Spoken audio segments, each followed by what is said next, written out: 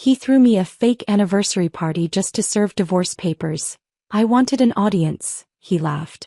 I smiled, took out a silk-wrapped box, and asked his mother to open it. She froze, stared at him, and walked out in silence. He never followed. The divorce papers hit my chest like a slap. "Surprise, sweetheart," Jake whispered in my ear, his breath hot against my neck as 300 guests watched us from below. The spotlight burned my skin, but not as much as his words. I wanted an audience for this. My hands didn't shake as I took the manila envelope. They should have. Any normal wife would have crumbled right there on that ridiculous stage he'd built in the middle of our anniversary party. But I wasn't any normal wife anymore. "You planned this," I said quietly, my voice steady despite the roar of blood in my ears. "Before we continue, I want to thank you for joining me in sharing these stories of women who refuse to be victims. If you believe that truth and justice should prevail over lies and manipulation, please consider subscribing. It's free and helps us reach more women who need to hear this. Now let's see how this unfolds." His smile was pure venom wrapped in expensive veneers. Every last detail. The flowers, the champagne, the guest list, even that dress you're wearing. Midnight blue, wasn't it? Because I told you once it made your eyes unforgettable. He chuckled, the sound making my skin crawl. "I wanted you to look perfect when I destroyed you." The crowd below us was a sea of open mouths and raised phones. Someone gasped. A champagne glass shattered against marble. But all I could hear was Jake's confession echoing in my head. He'd orchestrated this entire night just to humiliate me in front of everyone we knew. 5 years, I breathed, staring at the envelope in my hands. 5 years of marriage, and this is how you end it? This is how you end things with style, Brooke. With an audience. With impact. He straightened his bow tie like he'd just delivered the performance of his life. "People will talk about this for years." That's when I saw her. Melissa Cartwright stood near the back wall, trying to blend into the shadows between 2 marble columns. But that red hair of hers caught every light in the room like a flame. She was biting her lower lip, her green eyes fixed on Jake with the kind of worship that made me want to vomit. He knew. She'd known this was coming. "How long?" I asked, still holding those papers. "How long what? How long have you been planning to serve me divorce papers at our anniversary party? How long have you been sleeping with your marketing director? How long have you been lying to my face every single day?" Jake's confident mask slipped for just a second. Just long enough for me to see the real him underneath. Petty, cruel, and so pathetically insecure that he needed to destroy his wife in public to feel powerful. "Does it matter?" He shrugged, already turning away from me. "You'll sign them either way. Your lawyer will call my lawyer. We'll split everything down the middle, and you'll disappear quietly like the good little wife you've always been." That's what he thought. That I'd take this humiliation and slink away into the shadows. That I'd let him have his moment of triumph and fade into obscurity while he rode off into the sunset with his young mistress. But Jake had made one critical error in his grand plan. He'd assumed I was the same naive woman who'd married him 5 years ago. The same trusting wife who'd believed his lies about working late, about business trips, about loving me. He thought I'd been sitting at home, oblivious and helpless, while he built his exit strategy. What he didn't know was that I'd been building my own. The blood type discrepancy had been an accident. A simple mistake during his routine physical that sent me spiraling down a rabbit hole I never expected to find. When Jake's medical records showed he was O negative, but both his parents were A positive, my world tilted sideways. Basic genetics had taught me that was impossible. So I'd hired Marcus Chin, the best private investigator money could buy. I'd used Jake's own money to fund the search that would eventually destroy him. The irony was delicious. Marcus had found everything. The forged birth certificate. The altered hospital records. The hushed-up scandal from 30 years ago when Jennifer Mitchell had an affair with her husband's business partner. The DNA test that proved Jake wasn't Robert Mitchell's son, and therefore had no legal claim to the Mitchell family fortune. Jake had built his entire identity on a lie. His name, his inheritance, his place in society, all of it was stolen. And now I was going to take it all away. I reached into my evening bag, my fingers finding the silk-wrapped box I'd placed there hours earlier. The box that contained photocopies of every document Marcus had uncovered, along with a handwritten letter I'd discovered in Jennifer's personal effects when she was hospitalized last month. A letter she'd written to her husband, confessing everything. A letter she'd never had the courage to send.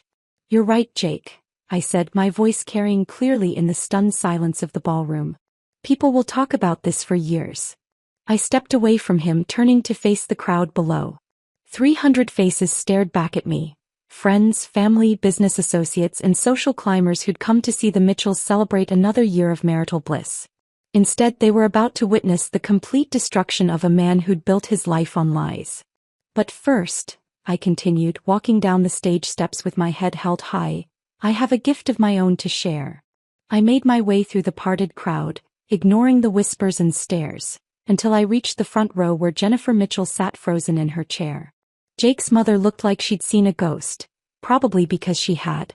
The ghost of her past had finally come to collect. "Jennifer," I said softly, extending the silk-wrapped box toward her with a smile that felt like broken glass. "Would you mind opening this for me? I think you'll recognize the contents." Her face went white as fresh snow. Her hands trembled as she reached for the box, and I could see the exact moment she realized what was inside. Behind me, Jake's voice cracked like a whip. "Brooke, what the hell do you think you're—" "Shut up, Jake," I said without turning around. "For once in your miserable life, just shut up and let someone else have the spotlight." The box felt heavier in Jennifer's shaking hands than it had any right to. 300 people held their breath, phones recording every second, as she slowly untied the blue ribbon with fingers that looked like they might snap. This was it. The moment Jake's perfect world crumbled into dust. The moment I showed him what real revenge looked like. Jennifer's fingers moved like they were made of glass, each motion threatening to shatter. The silk ribbon fell away and she stared at the contents as if they might bite her. Inside the box lay a single folded letter, yellowed with age and worn from handling. Her handwriting. Her words. Her confession. "No," she whispered so quietly that only those in the front row could hear. But the microphone Jake had insisted on wearing caught everything. Her denial echoed through the ballroom like a prayer no one wanted to answer. I watched her unfold the paper with the same care someone might use to handle a live bomb. Because that's exactly what it was. 30 years of buried secrets about to explode in the most public way possible. "Read it, Jennifer," I said gently, my voice carrying an authority I'd never known I possessed. "Out loud. Let everyone hear what you wrote to your husband all those years ago." She looked up at me with eyes that held decades of fear. "Please, Brooke. Not like this. Not in front of everyone." "Like what?" Jake's voice cut through the silence, sharp with irritation. He jumped down from the stage and was striding toward us, his face flushed with anger. "What is this melodrama? Mother, what's in that letter?" Jennifer's mouth opened and closed like a fish gasping for air. The paper trembled in her grip and I could see tears forming at the corners of her eyes. Tears she'd probably been holding back for 3 decades. "She can't read it," I said, taking a step closer to Jake. "Because it destroys everything you think you know about yourself. Everything you've built your precious identity on." "Brooke, I don't know what game you're playing, but—" "No game, Jake. Just truth. Something you've never been particularly fond of." Jennifer's voice cracked like autumn leaves. "My dearest Robert," she began, her words barely audible. The crowd pressed closer, phones held high, everyone straining to hear. "I can no longer carry this burden alone. What I'm about to tell you will change everything, and I pray you can find it in your heart to forgive me." Jake went rigid. "Mother, stop." But Jennifer couldn't stop now. The dam had broken and 30 years of guilt came pouring out. The winter of 1993 was the loneliest of my life.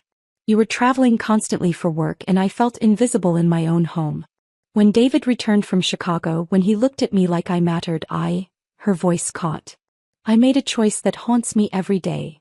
The name hit Jake like a physical blow. David Patterson. His father's former business partner, the man who'd been like an uncle to him growing up. The man who'd mysteriously moved to California when Jake was 5 and never spoke to the family again. "You had an affair," Jake said flatly, his lawyer's brain already connecting dots he didn't want to see. Jennifer nodded, tears streaming down her cheeks now. "For 3 months. 3 months of feeling alive again, of feeling wanted. And then," she pressed her hand to her mouth, fighting back a sob. "Then I discovered I was pregnant." The ballroom had gone silent except for the soft whir of phone cameras and the distant sound of someone's nervous breathing. 300 people watching a family implode in real time. You told Daddy the baby was his, Jake said, his voice hollow. I was terrified, Jennifer continued reading, her voice growing stronger with each word. The timing was close enough. Robert had been home for a weekend in February. I convinced myself it could be his child. I wanted it to be his child. Jake's face had gone pale as marble. But you knew it wasn't. The doctor who delivered you, Jennifer whispered, looking directly at her son. Dr. Harrison. He was David's cousin. He knew about the affair.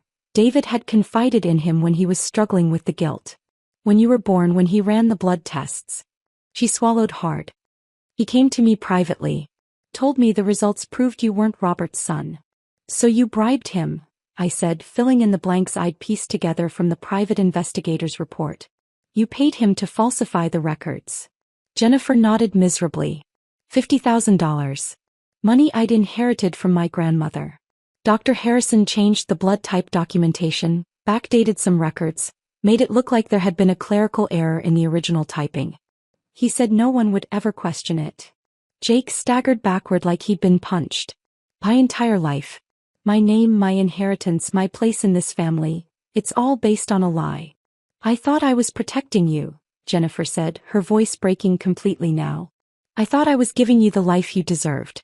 The Mitchell name, the social standing, the financial security. How could I take that away from an innocent child? By lying to everyone.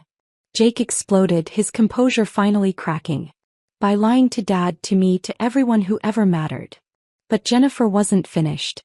She looked down at the letter again, and I saw her steel herself for the final blow. The one I'd been waiting for. There's more, she said quietly. Jake's laugh was bitter and broken. More? What else could there possibly be? Jennifer's eyes found mine across the space between us, and for a moment, I saw something that looked almost like gratitude. She knew this needed to come out. She'd been drowning in this secret for 30 years, and I'd just thrown her a lifeline, even if it looked like an anchor to everyone else. I wrote this letter 5 years ago, she continued, her voice steadying. The night before your wedding. I was going to tell Robert everything, was going to confess and let him decide what to do. But then I met Brooke. Jake's head snapped toward me, confusion replacing some of the anger in his eyes. She was so kind to me that day, Jennifer said, her voice warming slightly. During all the wedding chaos, when everyone else was focused on flowers and photographs and seating arrangements, she noticed I was overwhelmed. She brought me tea, sat with me, asked about my life. Really asked. Not the polite small talk I was used to, but genuine interest. I remembered that afternoon. Jennifer had seemed lost in the whirlwind of wedding preparations, sitting alone while Jake glad-handed his way through a room full of vendors and wedding planners. Over the past 5 years, Jennifer continued, Brooke has been the daughter I never had. She called me every week, visited me in the hospital when I had my surgery last year, remembered my birthday when my own son forgot. She cared for me when no one else bothered. Jake's face twisted with something ugly. So what, Mother? So what if she was nice to you? That doesn't change what you did. Jennifer looked directly at him, and for the first time all evening, her voice was steady and clear. No, it doesn't change what I did. But it changes what I should have done. Because watching Brooke these past 5 years, seeing her kindness and her strength and her grace. She paused, gathering herself for the final strike. It made me realize that you, Jacob, are nothing like the man who raised you. You're selfish, cruel, and petty. You inherited your biological father's worst traits and none of Robert's best ones. The letter fluttered to the floor as Jennifer stood, her voice rising to carry across the entire ballroom. Brooke is the daughter I should have had. The child I should have raised. She has more integrity in her little finger than you've shown in your entire life. Jake stood frozen, his mouth hanging open, as 300 people absorbed the complete destruction of everything he'd thought he knew about himself. And I smiled. The silence that followed Jennifer's declaration lasted exactly 3 seconds. Then the ballroom erupted. Not with applause or gasps this time, but with something far more dangerous. The low electric buzz of 300 people processing scandal in real time. Conversations sparked like wildfire, spreading from cluster to cluster as the reality of what they'd just witnessed sank in. Did she just say? Not his real father. 30 years of lies. Illegitimate heir. The whispers grew louder, bolder. I watched faces transform as the implications hit them one by one. These weren't just party guests anymore. They were witnesses to the complete destruction of one of the city's most prominent families. Margaret Whitmore, who'd greeted me so warmly an hour ago, now stared at Jake like he was a stranger who'd wandered into her living room. Her perfectly applied lipstick had left a red stain on her champagne flute, forgotten in her shock. "This can't be real," someone muttered behind me. "The Mitchells are founding members of the country club. They've been pillars of this community for generations." "Apparently not," came the sharp reply. "Apparently they've been living a complete fraud." Jake stood frozen in the center of it all, his face cycling through emotions faster than I could track them. Denial, rage, humiliation, desperation, each one flickering across his features before being replaced by the next. His perfect hair was disheveled now, his bow tie askew. The golden boy facade was cracking in real time. But it was the shift in the crowd that truly fascinated me. These people had fawned over Jake for years, eager to bask in the reflected glory of his inherited wealth and social standing. Now they looked at him like he'd personally betrayed each one of them. Because in a way he had. Richard Blackstone, Jake's biggest business client, was already heading for the exit. His wife followed close behind, her heels clicking urgently against the marble floor. They didn't even glance back. In their world, association with scandal was almost as damaging as the scandal itself. "Jake." Richard's voice boomed across the ballroom before he reached the door. "We'll need to discuss our contract terms first thing Monday morning." Everyone heard the subtext. The Blackstone account, worth nearly $2 million annually, was about to disappear. Near the far wall, I spotted the cluster of Jake's fraternity brothers from Yale. Men who'd partied with him for 4 years, who'd stood up at our wedding, who'd been fixtures at every major milestone in our relationship. They were backing away from the scene like it was contaminated. "We should go," one of them whispered, but the microphone Jake still wore caught it anyway. "This is going to be all over social media in an hour." "Already is," another replied, holding up his phone. "Someone's streaming this live. It's got 3,000 viewers and climbing." Live streaming. Of course. In today's world, private humiliation was an impossibility. Jake's public execution was being broadcast to anyone with an internet connection. But the person I was really watching stood near the back corner where she tried to blend into the shadows all evening. Melissa Cartwright, Jake's red-haired secret, had gone completely white. Her emerald dress suddenly looked garish under the ballroom lights, like she was dressed for a different party entirely. She'd been so confident earlier, sipping her Prosecco and checking her phone for reassuring texts from her married lover. She'd probably been imagining this as her coming-out party, the night she'd finally step into the light as the future Mrs. Mitchell. Now she looked like she wanted to disappear into the floor. I watched her clutch her designer purse tighter as reality crashed over her. The man she'd been sleeping with wasn't the heir to a fortune. He was the illegitimate son of a 30-year-old affair. The inheritance she'd been counting on didn't exist. The social status she'd been craving was built on quicksand. Her phone buzzed in her hand. Probably a text from her roommate or sister asking if she was really at that party everyone was talking about online. I saw her read it, saw her face crumple slightly, saw her take one last look at Jake, still standing there in his expensive tuxedo, looking lost and broken, before she turned and walked toward the exit. She didn't run. That would have drawn attention. Instead, she moved with the careful precision of someone trying very hard not to be noticed. Head down, shoulders squared, handbag pressed against her side like armor. But I noticed. And more importantly, so did Jake. I saw his head turn, saw him spot her retreating figure. For a moment, something desperate flashed across his face. The look of a drowning man watching his life preserver float away. "Melissa," he called out, his voice cracking slightly. She paused at the ballroom entrance but didn't turn around.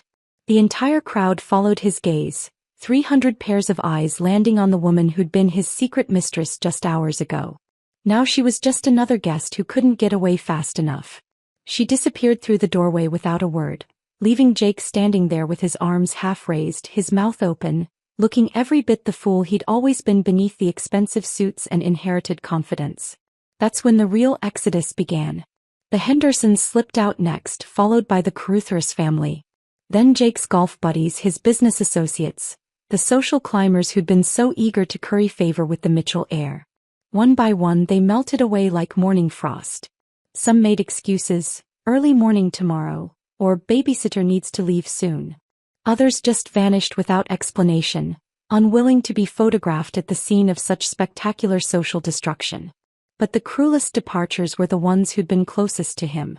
Marcus Webb, his best man, caught Jake's eye across the room and simply shook his head slowly before walking away. No words, no explanation needed. 30 years of friendship ended with a single gesture. The Preston family, neighbors who'd been like surrogate grandparents to Jake, gathered their things with the kind of determined efficiency that spoke volumes. Mrs. Preston had taught Jake to ride a bicycle in her driveway when he was 6. Now she wouldn't even look at him. Within 15 minutes, the ballroom had emptied by 2/3. The remaining guests huddled in small groups, their voices low but their stares constant. They weren't staying out of loyalty, they were staying for the show, waiting to see how much lower Jake could fall. Through it all, I remained perfectly still. I didn't gloat or make speeches or demand attention. I simply stood there watching the man who'd tried to humiliate me discover what real humiliation felt like. The champagne in my glass had gone flat, but I took a sip anyway. Tasted like victory. Mrs. Lawton approached me then, her elderly face creased with concern. She'd been my neighbor since childhood, had known me long before I became a Mitchell. "Dear," she said softly, taking my free hand in both of hers. "Are you all right?" For the first time all evening my smile was genuine. "I'm perfect, Mrs. Lawton. Thank you for asking." She squeezed my hand once, nodded knowingly and walked away. That's when I knew it was time to leave. I'd stayed long enough to watch Jake's world collapse. Now I wanted to go home and pour myself a proper drink. Something that didn't taste like lies and broken promises. I set my empty champagne flute on a nearby table, picked up my small evening bag and walked toward the exit without looking back. Behind me, Jake's voice echoed through the half-empty ballroom. "Brooke, wait." Brooke. But I didn't wait. I didn't need to. He'd wanted an audience for our ending. Now he had one for his. The valet brought my car around as I waited under the hotel's crystal canopy, breathing in the cool night air that felt like freedom. Behind me, through the floor-to-ceiling windows, I could see the remaining guests still clustered in the ballroom like vultures picking over carrion. But I wasn't looking back anymore. My phone buzzed with notifications, texts, missed calls, social media alerts.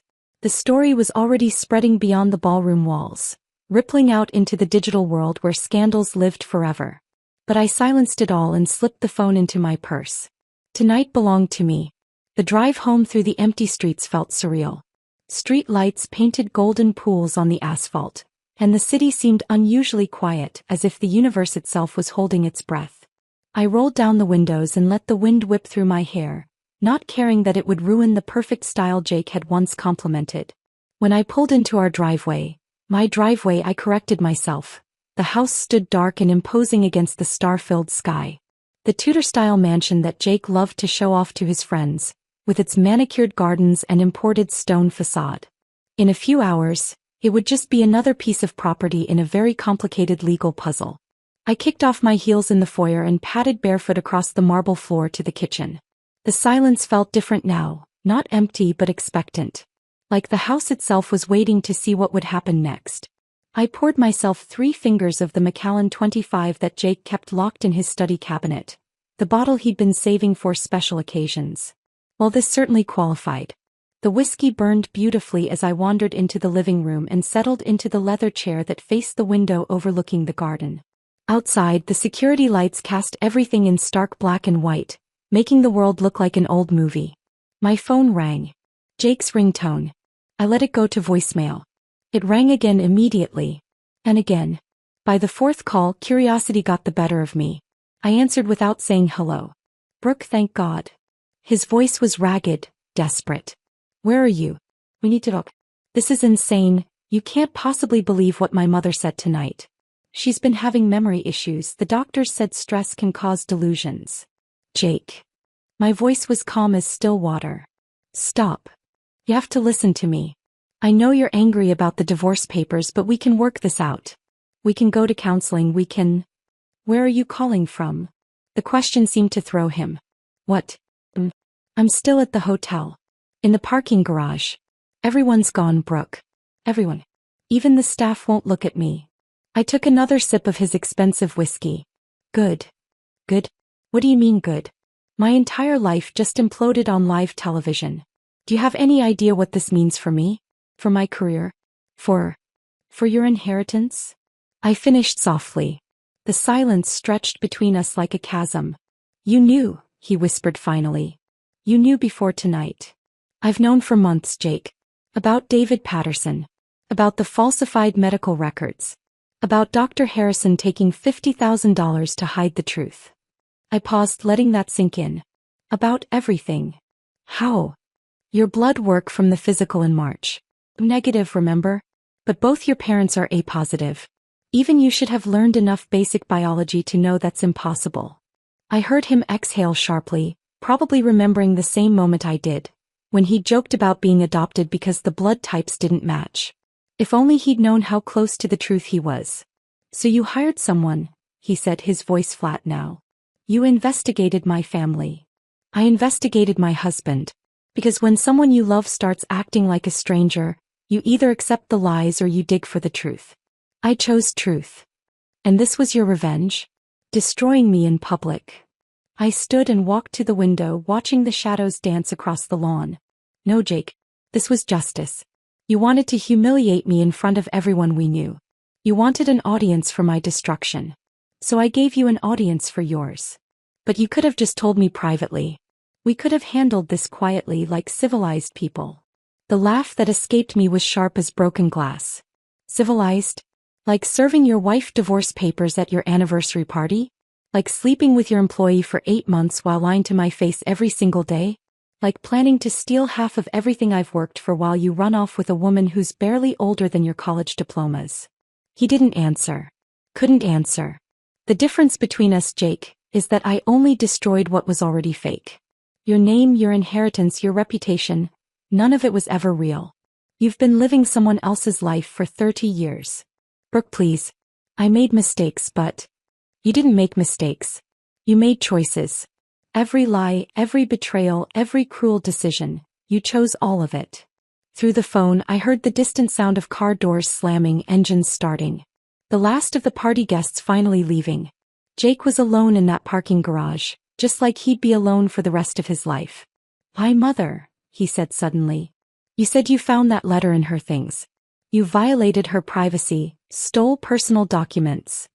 I was bringing her fresh clothes when she was in the hospital, remember? The pneumonia scare in April? You were too busy with your marketing director to visit your own mother." The memory still stung. The letter fell out of one of her books. "I didn't steal it, Jake. I found it.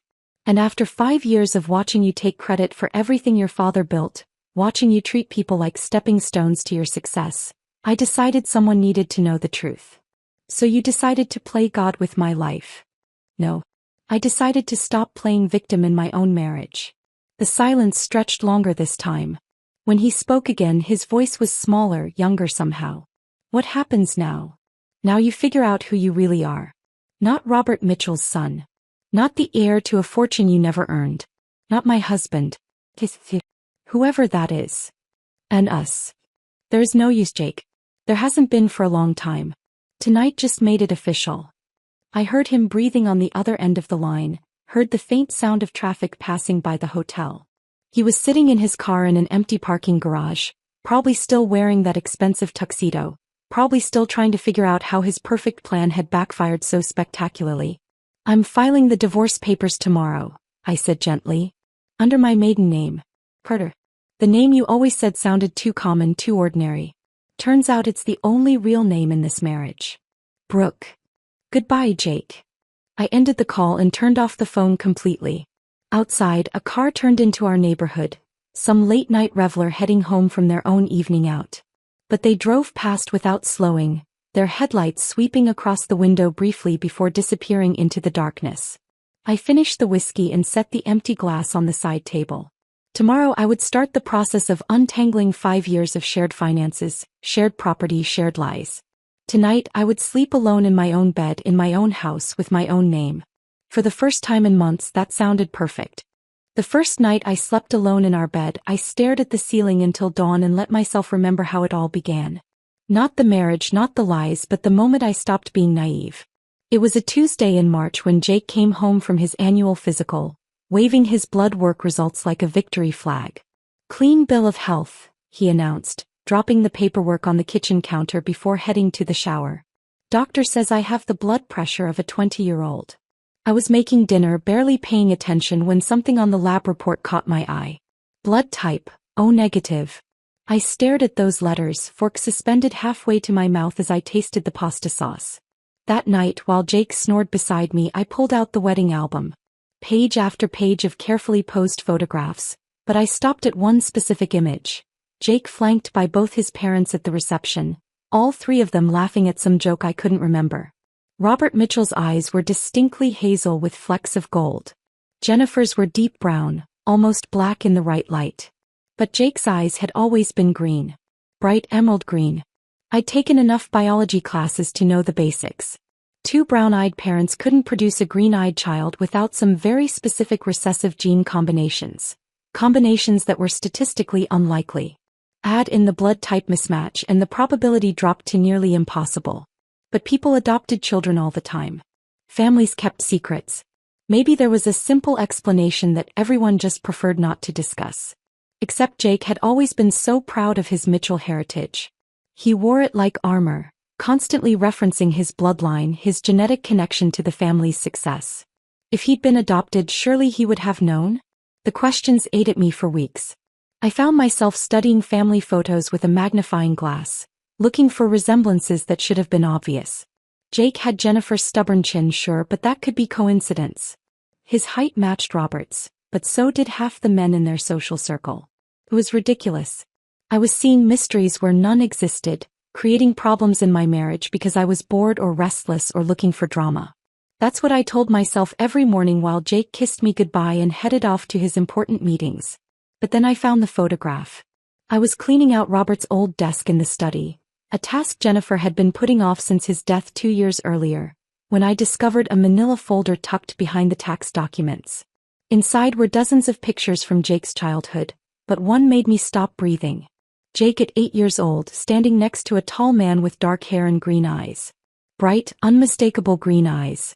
The same shade as Jake's.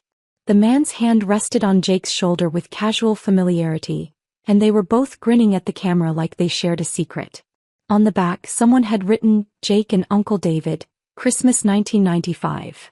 Uncle David. David Patterson, Robert's former business partner who'd mysteriously relocated to California when Jake was young. The man Jennifer never spoke about, whose name made her change the subject whenever it came up in conversation. I sat in that study for 2 hours, staring at that photograph, watching my world shift on its axis. The next Monday I hired Marcus Chin. Marcus came recommended by my divorce lawyer friend Sarah, though I told her I was looking into background checks for potential household staff. He was quiet, professional, and expensive enough that I knew he'd be thorough. I need you to investigate my husband's parentage, I told him during our first meeting at a coffee shop downtown.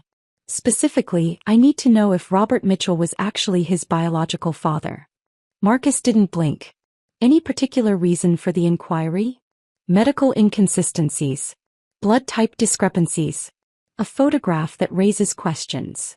And you want this kept completely confidential? Absolutely. If word of this investigation gets back to my husband or his family, I'll know it came from you. Marcus spent 6 weeks unraveling 30 years of carefully constructed lies. He found the original medical records from Jake's birth, the ones that showed his true blood type before Dr. Harrison changed them. He tracked down the retired nurse who'd assisted with the delivery and remembered being asked to keep certain details private. He located David Patterson in Sacramento, where he'd been living under his mother's maiden name for 3 decades. Most importantly, he found Jennifer's letter. She'd hidden it in a safety deposit box at a bank across town, along with other documents she never wanted Robert to see. The box was registered under her maiden name, opened the same week Jake was born. Marcus had connections at the bank who owed him favors. The letter was everything I'd suspected and worse. Jennifer's affair hadn't been a brief moment of weakness. It had lasted the entire winter of 1993. She'd been in love with David Patterson, had planned to leave Robert for him, until she discovered she was pregnant and panicked. Reading those handwritten pages felt like watching someone's soul confess its darkest secrets. Jennifer wrote about bribing Dr. Harrison, about convincing David to disappear, about lying to Robert every day for 30 years. She wrote about watching Jake grow up knowing he was living someone else's life. But the most devastating part was the ending, where she admitted that keeping the secret hadn't been about protecting Jake. It had been about protecting herself. Her reputation, her marriage, her place in society. Marcus handed me the file on a rainy Thursday afternoon, along with DNA evidence that confirmed what I already knew. Jake wasn't a Mitchell. Never had been. What do you plan to do with this information? Marcus asked as I signed his final check. I don't know yet. But that was a lie. I knew exactly what I was going to do. I just wasn't ready to admit it even to myself. The plan came together slowly, piece by piece over the following months. First, I started spending more time with Jennifer, visiting her weekly instead of monthly, bringing her favorite tea and listening to her stories about the past. She was lonely, especially since Robert's death, and she responded to my attention like a flower turning toward sunlight. I helped her organize her medications, drove her to doctor's appointments, sat with her during her hospital stay when she developed pneumonia in April. Jake was too busy with work, too busy with Melissa, to notice that his wife was becoming his mother's primary caregiver. Jennifer began confiding in me, sharing memories she'd never told anyone. Most of them were harmless nostalgia, but occasionally she'd let something slip that confirmed what I already knew. David always said Jake had his eyes, she murmured one afternoon while we sorted through old photographs. I used to worry people would notice the resemblance. When did David move away? I asked casually. When Jake was 5. Right after Robert promoted him to partner. The timing was perfect, really. Too perfect. She was testing me, I realized. Seeing how much I already knew, how much I could be trusted with her secrets. The breakthrough came during her recovery from the pneumonia. The pain medication made her drowsy and unguarded, and one evening while I was helping her change into fresh pajamas, she grabbed my wrist with surprising strength. He was never supposed to know, she whispered, her eyes unfocused but urgent. I promised David we'd take it to our graves. But watching you these past months, seeing how kind you are, how much you care, her voice broke. You're the daughter I should have raised. Not the son I lied about. That night, driving home from the hospital, I made my decision. Jake wanted to end our marriage with an audience? Fine. I'd give him the biggest audience he'd ever had. But the show wouldn't go according to his script. I let him plan the anniversary party, let him choose the venue and the guest list and the menu. I smiled and nodded when he showed me the invitation designs, acted surprised when he insisted on hiring professional photographers. I even helped him pick out his tuxedo. All the while I was planning my own surprise. The silk-wrapped box. The careful timing. The moment when Jennifer would have no choice but to reveal the truth she'd been hiding for 30 years. Jake thought he was orchestrating my destruction. Instead, he was building the stage for his own. 2 months later, I was standing knee-deep in a lake that had no name, watching minnows dart between my bare toes while coffee cooled in my favorite mug. The cottage I'd rented sat 50 yards behind me, weathered cedar shingles and a screen door that slammed with the most satisfying sound in the world. 1 bedroom. 1 bathroom. A kitchen the size of Jake's walk-in closet. A porch that faced east so I could watch the sun rise over water that belonged to no one and everyone. The exact opposite of everything my old life had been. I'd found this place on a Wednesday afternoon in late September, driving aimlessly through backroads after signing the final divorce papers. The realtor was a woman named Ruth who wore muddy hiking boots and didn't ask why I wanted to rent somewhere so remote.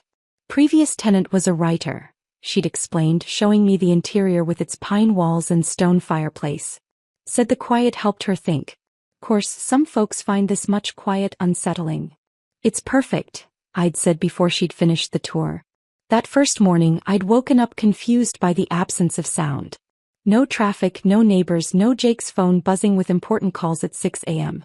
Just birds and water and wind through pine needles. I'd sat on the porch in my pajamas, drinking coffee that actually tasted like coffee instead of the expensive bitter blend Jake preferred, and cried. Not from sadness. From relief. The lavender plants arrived on a Friday, delivered by a teenager in a pickup truck who helped me dig holes in the sandy soil beside the porch steps. They like drainage, he'd said, showing me how deep to plant them. And they'll come back every year if you don't fuss with them too much. I liked that philosophy. Don't fuss with them too much. My phone had been silent for 3 weeks now, except for the occasional text from Sarah, my lawyer friend, updating me on legal proceedings. Jake had tried calling exactly 7 times in the first month. I'd counted. But I'd blocked his number after the 4th voicemail where he'd simply breathed into the phone for 30 seconds without saying a word. Sarah's texts painted a picture of a man coming apart at the seams, but doing it quietly, privately, like he was disappearing from the inside out. Resigned from the firm, one message read. Partners voted him out anyway. Apartment downtown, came another. Lease under David Patterson's name. Guess he's embracing the truth now. Melissa filed a restraining order. He was showing up at her office building every day for 2 weeks, just standing across the street. Not approaching, just watching. I'd read each update while sipping coffee on my porch, feeling nothing except mild curiosity. It was like hearing about a character in a book I'd finished reading. The most surprising text had come just last week. Jennifer changed her will. Everything goes to the Pediatric Cancer Foundation and something called the Brooke Carter Scholarship Fund. Jake gets nothing. Not even family photos. I'd had to read that one twice. A scholarship fund in my name. Jennifer's final gesture, perhaps her way of apologizing for 30 years of lies that had eventually entangled me too. The legal resolution had been swift and brutal. Jake's birth certificate was officially amended to list his father as unknown. The Mitchell Family Trust, established in 1923, remained intact but with no living heirs. Robert's estate, worth an estimated $47 million, would be distributed according to Jennifer's revised will. Jake Mitchell, now legally Jake Patterson Mitchell, though he'd have to petition the court to use even that hyphenated version, had no claim to any of it. But the money wasn't what destroyed him. It was the silence that followed. Sarah mentioned it in passing during one of our rare phone calls. He seems to think people are talking about him everywhere he goes. Coffee shops, grocery stores, the gym. But honestly, most people have moved on. There was that senator's affair last month, then the tech CEO's insider trading scandal. Your story got swallowed up by the news cycle. That should have been a relief for Jake. In our social media world, scandals had the lifespan of fruit flies. But apparently he couldn't let it go. I heard from Margaret Whitmore's daughter, Sarah continued. She said Jake showed up at their country club last Sunday. Just sat at the bar for 3 hours, nursing the same drink, staring at people. When someone finally asked if he was all right, he just said, "They remember." But Margaret said nobody was even looking at him. I'd ended that conversation early, suddenly uncomfortable with the secondhand surveillance. Jake's breakdown wasn't my responsibility, and I didn't want to become the kind of person who fed on someone else's misery, even someone who'd tried to feed on mine. The truth was, I rarely thought about him anymore. My days had rhythm now, but not the artificial schedule of social obligations and appearance maintenance that had dominated my married life. I woke when sunlight hit the bedroom window. I walked the shoreline trail that circled the lake. I read books that had nothing to do with self-improvement or networking or being a better wife. In the afternoons, I worked on the vegetable garden I'd started behind the cottage. Tomatoes and herbs and green beans that would probably survive longer than my marriage had. The physical work felt good, honest in a way that charity luncheons and gallery openings never had. Evenings were for the porch swing Ruth had installed after I'd admired a similar one at the hardware store. I'd watch the sky change colors over the water while dinner cooked on the small grill I'd bought myself as a housewarming gift. Simple food. Fish from the local market, vegetables from my garden, bread from the bakery in the nearest town 15 miles away. I'd kept exactly 3 friends from my old life. Sarah, Mrs. Lawton, and surprisingly my former mother-in-law's hospice nurse, Carmen, who'd reached out after Jennifer's funeral to make sure I was doing all right. The rest of that social circle had evaporated naturally, not from any dramatic confrontations but simply because we'd never really been friends anyway. We'd been accessories to each other's public image. Carmen visited sometimes, bringing news from the outside world that felt increasingly foreign. That red-haired girl from the party, she'd mentioned during her last visit. Melissa? She moved back home to Ohio. Deactivated all her social media accounts first. Good for her, I'd said and meant it. Melissa had been collateral damage in Jake's theater of cruelty. She'd probably learned more about herself in the aftermath than she'd bargained for. And your ex-husband, Carmen had continued carefully, he's been asking people about you. Where you went, how you're doing. Nothing threatening, just curious. Like he can't understand why you disappeared so completely. I'd smiled then, really smiled for the first time in that conversation. That's because he never understood who I was in the first place. The cottage had no social media presence. No Instagram-worthy angles or Facebook check-ins. I'd deleted all my accounts the day after I'd moved in, and it had felt like cutting anchor chains. All those years of curating a perfect online life, of documenting experiences instead of actually having them. Jake would never understand that kind of contentment. His entire sense of self had been built on external validation, on being seen and recognized and envied. The idea that someone could find fulfillment in anonymity would be incomprehensible to him. Which was exactly why my silence would torment him more than any revenge I could have planned. He'd wanted an audience for my humiliation. Instead, I'd given him an audience for his destruction and then walked away from the theater entirely. Now he was performing his breakdown for empty seats and I was finally, truly free. This story of calculated revenge had you absolutely hooked. Hit that like button right now. My favorite part was when Brooke handed Jennifer that silk-wrapped box, knowing exactly what would unfold next. What was your favorite moment? Drop it in the comments below. Don't miss more thrilling stories like this. Subscribe and hit that notification bell so you never miss an upload. I'm Amber Mitchell, 18, and I've lived with my aunt and uncle since I was 8 when my parents died. Move-in day at Columbia was supposed to be the happiest day of my life. Instead, I stood frozen in the bank parking lot, staring at my phone. We invested your college fund in the business. Maybe for a year? After 10 years of empty promises, I was done.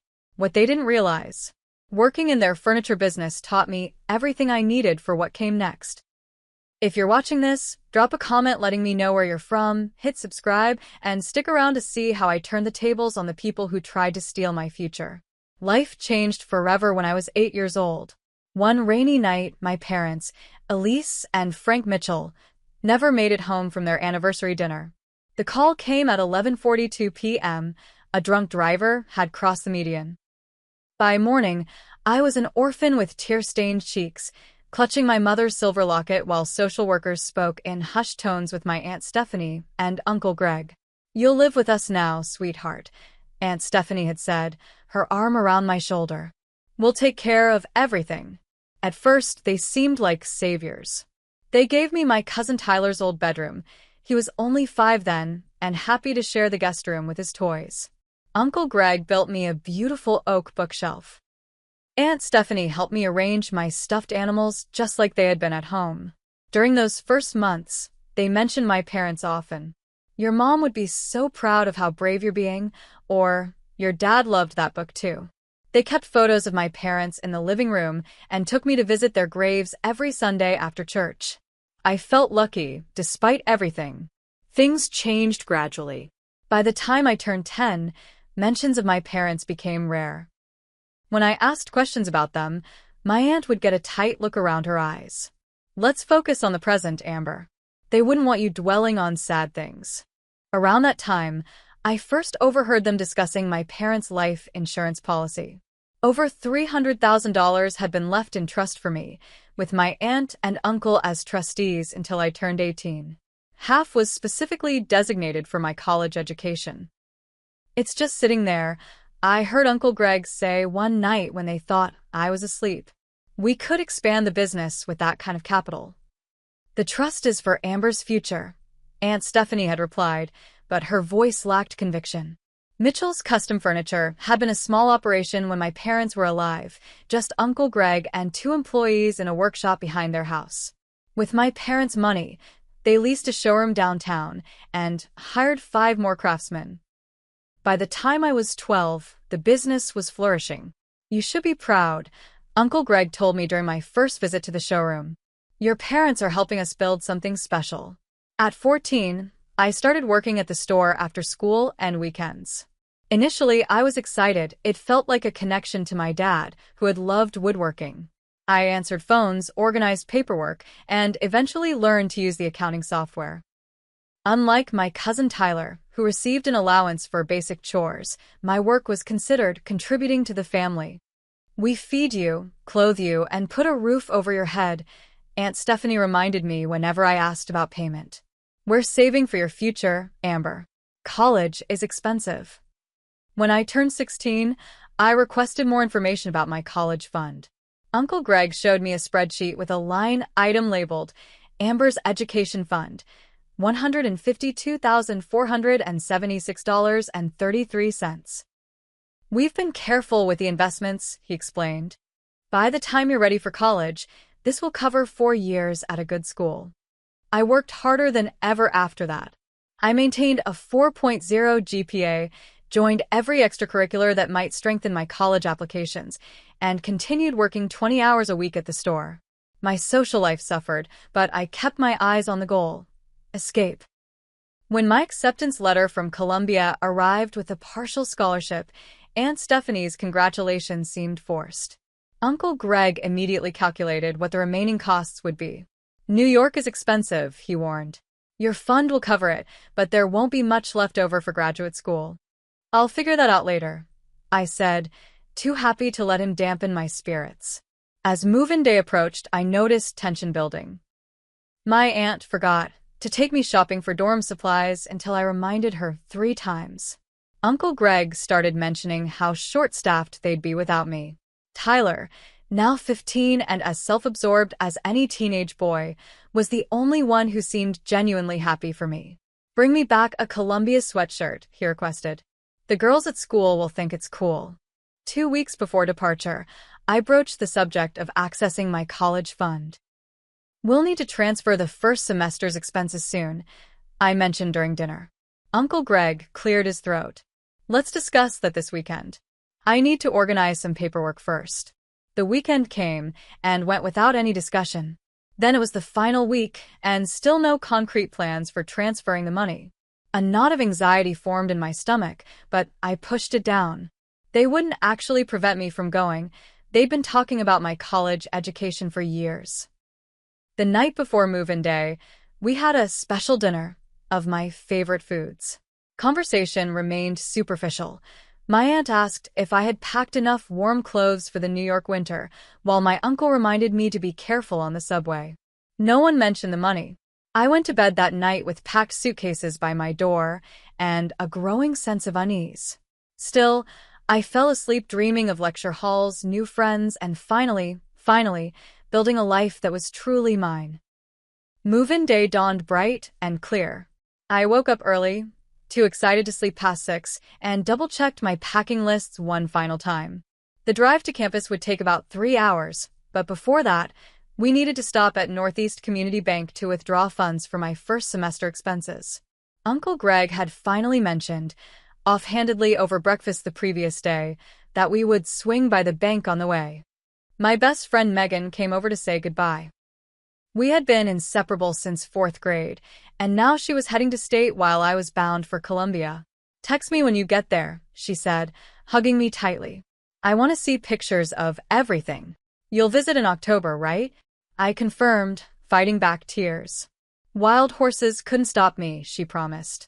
When Megan left, I noticed Aunt Stephanie watching us from the kitchen window, an unreadable expression on her face. She quickly turned away when our eyes met. Uncle Greg loaded my suitcases into their SUV with unusual silence. Normally talkative about everything from politics to sports scores, he responded to my questions with grunts or one-word answers. Aunt Stephanie fluttered around, asking if I had remembered my toothbrush, my phone charger, my rain boots, questions I had already answered multiple times. Tyler gave me an awkward side hug. Don't forget my sweatshirt, he mumbled, then retreated to his room with his gaming headset. At 9:30 a.m., we pulled out of the driveway. I took a last look at the house where I had spent the past 10 years. Never quite a home, but the only place I had known since losing my parents.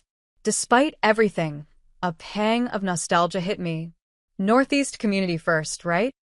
I confirmed as Uncle Greg approached the highway on-ramp. He exchanged a glance with Aunt Stephanie. Yes, he said after a beat too long. We'll stop there. The 20-minute drive to the bank passed in uncomfortable silence. I scrolled through Columbia's orientation schedule on my phone, trying to contain my excitement despite the tension in the car. When we arrived at the bank, Uncle Greg parked but didn't immediately move to get out. Instead, he turned to face me from the driver's seat. Amber, there's something we need to discuss. The serious tone sent a chill through me. Aunt Stephanie was staring straight ahead, her hands clasped tightly in her lap. What is it? I asked, my voice small. The business has been facing some challenges this year, he began. Supply chain issues, inflation, it's been difficult. I nodded, waiting for him to continue. We've had to make some tough decisions to keep things afloat.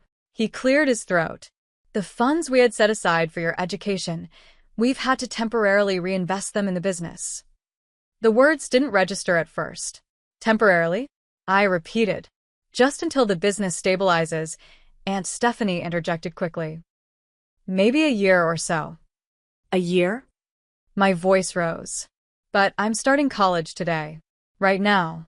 Uncle Greg's face hardened. We thought you might consider deferring for a year. You could continue working at the store, and we'd pay you a proper salary. The reality of what they were saying finally hit me. You're telling me there's no money? On move-in day.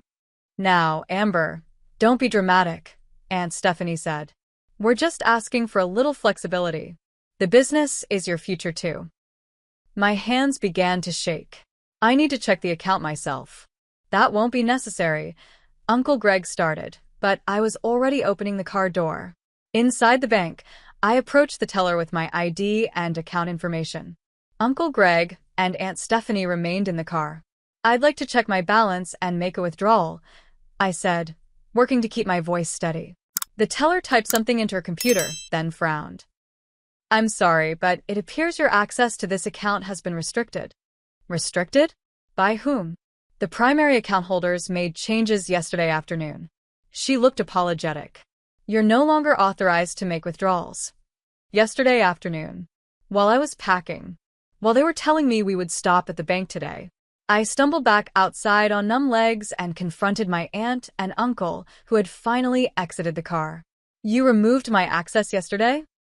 My voice sounded strange in my ears. You knew all along we weren't coming here to withdraw funds for college. Uncle Greg's face flushed. Now, Amber, you've been planning this. For how long? Tears burned in my eyes. That money was from my parents. For my education. Lower your voice, Aunt Stephanie hissed, looking around the parking lot. People are staring. I don't care. But even as I said it, the fight drained out of me. What could I do? The money was gone. My college dream was evaporating before my eyes. I got back into the car and slammed the door, pulling out my phone with trembling hands. There had to be someone I could call, something I could do. Uncle Greg and Aunt Stephanie spoke in hushed tones outside for several minutes before joining me. The drive home was conducted in icy silence. Once we arrived, I went straight to my room and called Columbia's financial aid office, but it was Saturday, and I only reached a voicemail. I sent desperate emails to the admissions office and student housing, explaining my situation.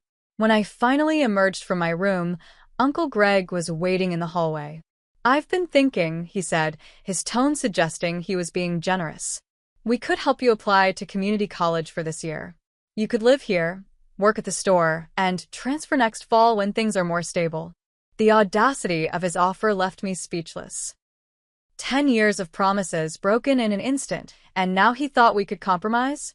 I retreated to my room without answering and sobbed into my pillow. Everything I had worked for, every sacrifice I had made, all of it had been building to this day. And now it was gone. Around 6 p.m., my phone pinged with a text from Uncle Greg. We should talk about next steps when you're calmer. The business really does need the investment right now. Maybe defer a year? That text.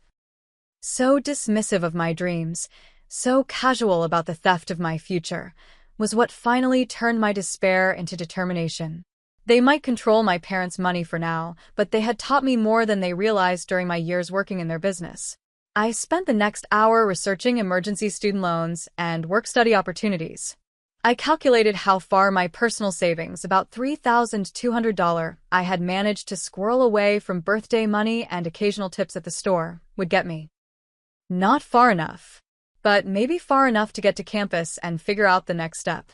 At 8 p.m., I emerged from my room with my suitcases. I'm still going, I announced to my shocked aunt and uncle. I'll figure out the money. Don't be ridiculous, Aunt Stephanie scoffed. You can't afford it. Watch me.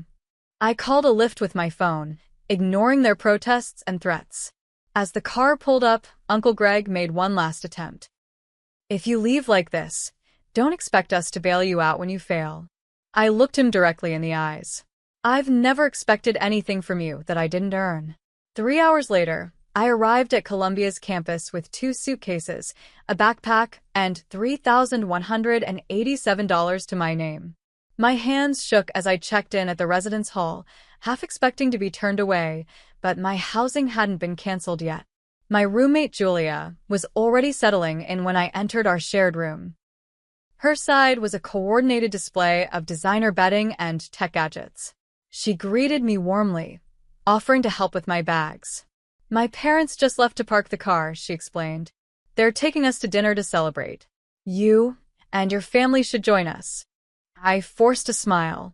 My family couldn't make it. It's just me. Even better. More champagne for us, she laughed. My dad always sneaks me a glass when my mom's not looking.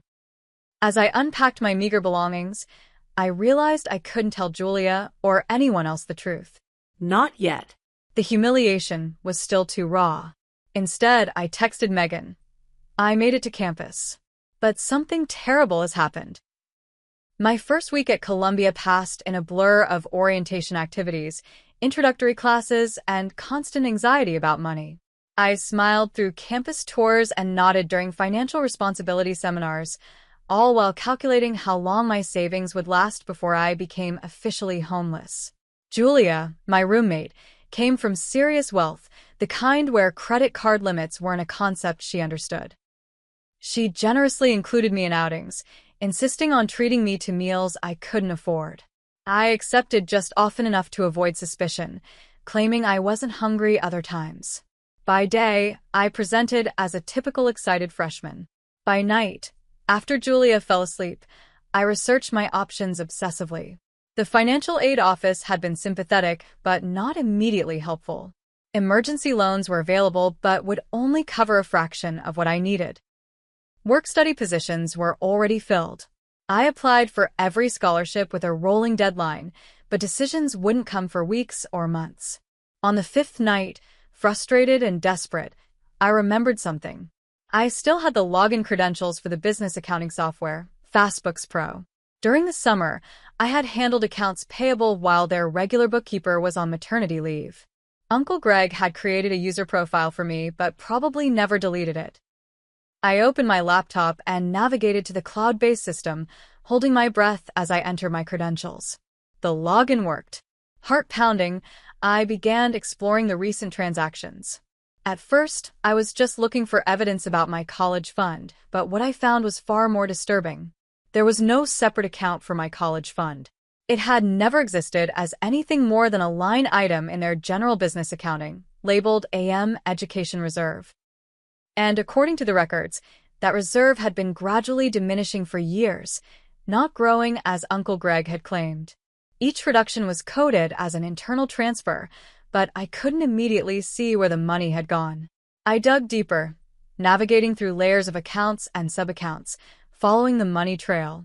Around 2 a.m., I found it. Over the past 3 years, as the business had grown, my aunt and uncle had been transferring substantial sums to their personal accounts. The description was always vague, partner distribution or management bonus, but the amounts were significant. While claiming the business was struggling, they had purchased a lakeside vacation cabin, $249,000, a boat, $68,000, and 2 luxury cars, combined value over $150,000. All while telling me there wasn't enough money for my education. My hands trembled with rage as I downloaded statements and took screenshots. This wasn't just a broken promise. This was systematic theft. I remembered Uncle Greg's comment about supply chain issues and searched the vendor payment records. The business was behind on payments to several suppliers, but not because of financial hardship. They were deliberately stretching payment terms to free up cash for personal expenses. As dawn broke, I made another critical discovery. In the user administration section, I found my profile was still listed as an authorized business user, with the role of accounts payable manager. I had been granted limited authority to make payments up to $10,000 during my summer work. That authority had never been revoked. More importantly, I had discovered something I hadn't known before. The business had a joint operating account at First Regional Bank, separate from the account at Northeast Community, where my college fund supposedly resided. This joint account required only one authorized signature for transactions. I closed the laptop and pressed my palms against my eyes, which burned from exhaustion and unshed tears. What I was considering was drastic. Possibly illegal. Definitely a nuclear option that would destroy whatever remained of my relationship with my aunt and uncle. But they had already destroyed that relationship when they stole my future. I needed more information before taking action. That afternoon, I approached the teaching assistant in my business law seminar after class. I have a hypothetical situation, I began cautiously. If someone is listed as a trustee for funds that were earmarked for a specific purpose, and they use those funds differently, is that legal? The TA, a second-year law student named Marcus, looked intrigued. That depends on the terms of the trust and whether the trustee has discretionary authority. Why do you ask? Just curious about the limits of fiduciary duty, I said, trying to sound academic rather than desperate. What if the funds were specifically designated for education in a will? Then using them for other purposes would likely constitute breach of fiduciary duty, he explained. The beneficiary could potentially take legal action. Even if they're a minor? Marcus tilted his head. Once they're no longer a minor, yes. There's usually a statute of limitations that would start running from when they reach majority or discover the breach. He studied my face. This doesn't sound hypothetical, Amber. I forced a laugh, just trying to understand the concepts better. That evening, I visited the university library and used their legal databases to research trust law. I searched for copies of my parents' will, which should have been public record after probate. After several hours, I found it. The language was clear. 50% of the proceeds from our life insurance policies shall be held in trust for our daughter, Amber Mitchell, to be used exclusively for her post-secondary education expenses. There was no provision granting my aunt and uncle discretion to invest these funds in their business. No provision allowing them to defer my access until it was convenient for them. They had violated the trust. They had violated my parents' wishes. They had violated the law. The next morning, I visited the financial aid office again, this time with a concrete explanation of my situation. I showed them the evidence I had gathered about the misappropriated trust funds. This is quite serious, the counselor said, reviewing my documents. Have you considered legal action? I'm exploring all options, I said carefully. She nodded. Given these exceptional circumstances, we can offer emergency gap funding while you resolve this situation. It won't cover everything, but it should help with immediate expenses. It was the first piece of good news in days. That afternoon, I also secured a part-time job at the campus bookstore, minimum wage, but better than nothing. As I walked back to my dorm, a plan was forming in my mind. I had the authority. I had the evidence. I had the moral high ground.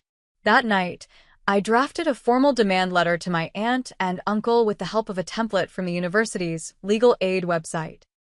I outlined the trust violations, documented the misappropriation, and demanded immediate release of the funds designated for my education. I sent it to their email addresses with all the evidence attached. Uncle Greg's response came within hours.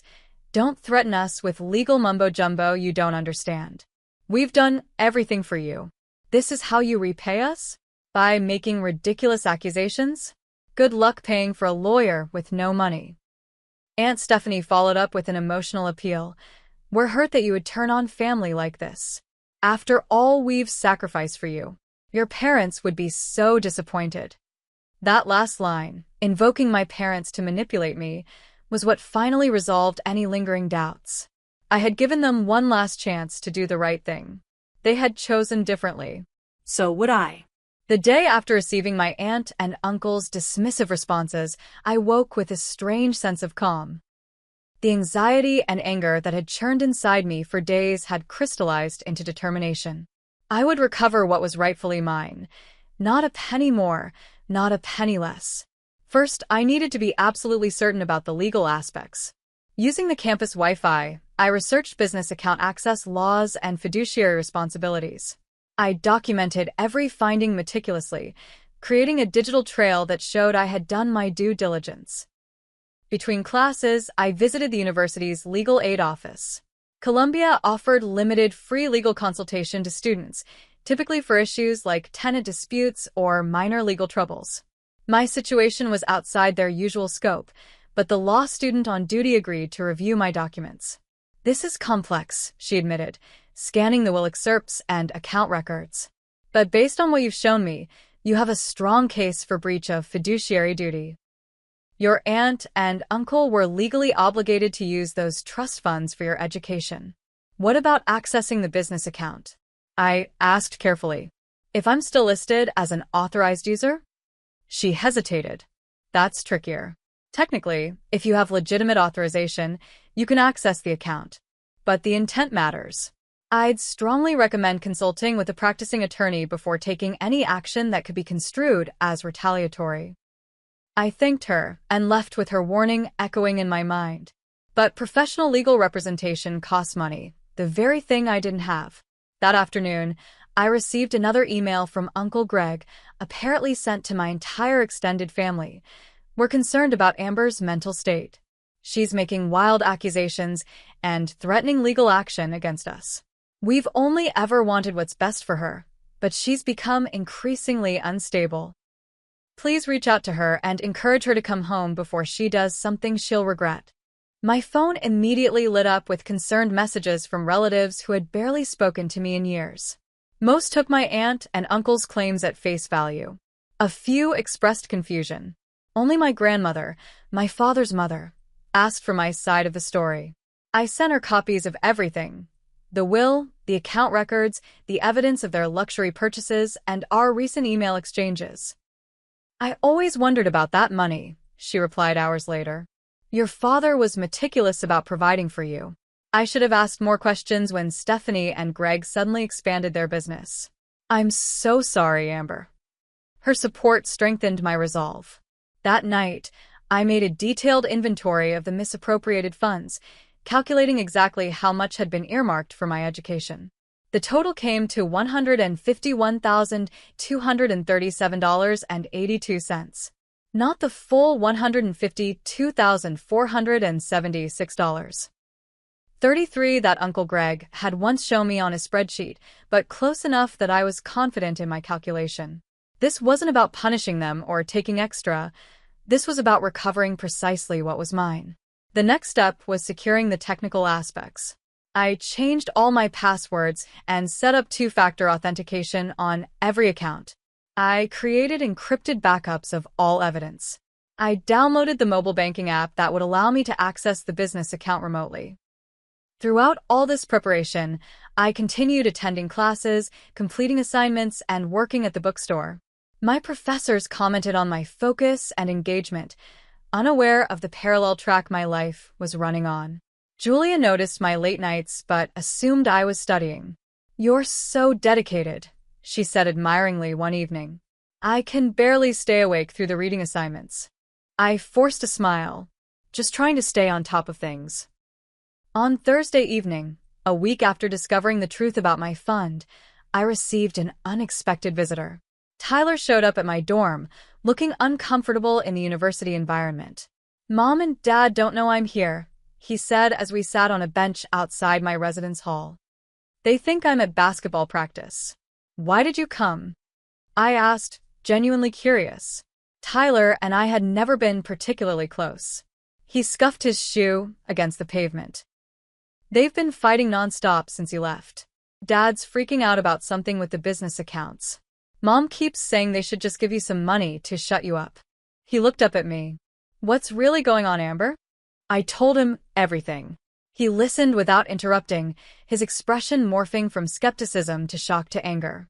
"That's so messed up," he said when I finished. "I had no idea. I mean, I knew the cabin and boat were expensive, but I thought the business was doing really well." I confirmed. just not well enough to justify those expenses while denying me my college fund. He was quiet for a moment. What are you going to do? I studied his face, considering how much to reveal. Tyler was still a kid in many ways, caught between his parents and his sense of right and wrong. I'm going to make sure I can stay in school, I said finally. That's all I can say right now. He nodded slowly. I think my parents are wrong about this. But they're still my parents. I understand, I said, and I did.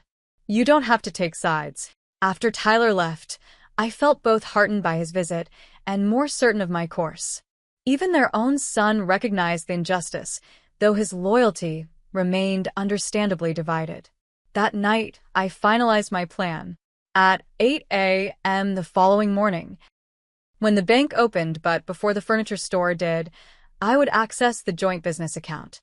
I would transfer exactly $151,237.82 to a new account I had opened at a different bank.